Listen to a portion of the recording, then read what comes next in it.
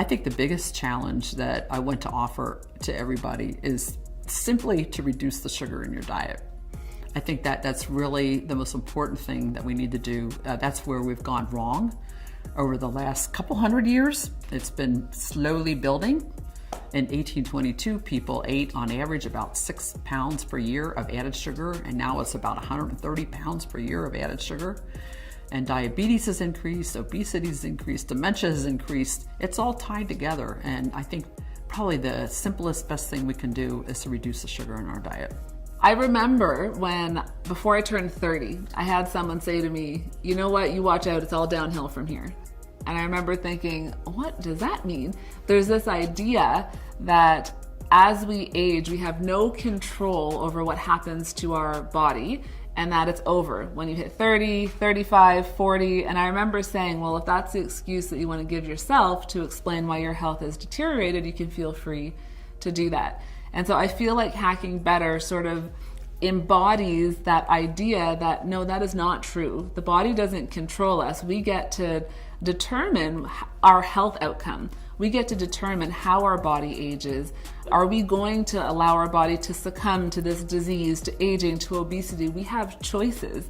And that's what Hacking Better means to me. We're hacking into our system, into our body.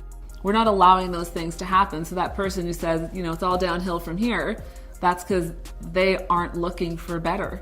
They're just allowing that health process to decline, and I absolutely refuse to be in that category. I'll always be the one who's searching for better, working, improving, optimizing. A lot of people say, well, scientists are always trying to poke holes in each other's theories. That's what keeps us honest as a field. The fact that there is that sort of competitive Darwinian nature actually allows the best ideas to survive. In a time where it's very easy to access information very superficially, it would be wonderful to promote the idea that ultimately it's not about, you know, whose opinion is more persuasive or who shouts the loudest, but really going back and becoming educated about interpreting data and understanding that there is actually a right answer. Look internally. So I've said it before, I can share any piece of information with somebody. I can download all the research, all the knowledge, but if you're not ready to change, it doesn't matter. And I've had those patients before, and I've handed them everything they need, but if you're not ready, it doesn't matter. It's not going to make the change you're looking for.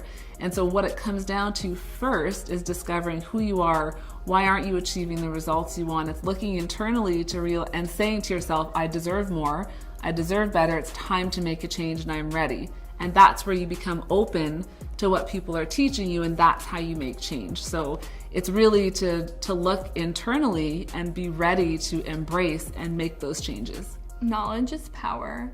So just taking the time to devote yourself to really learning, going to those credible resources that provide information about this, that you can easily take in little nuggets of information every day, and a year from now you'll be amazed at how much more you know about this field. And the cool thing about science is that everything you learn leads to a new question, and so you'll learn more, and I think it'll stimulate your curiosity to continue learning more.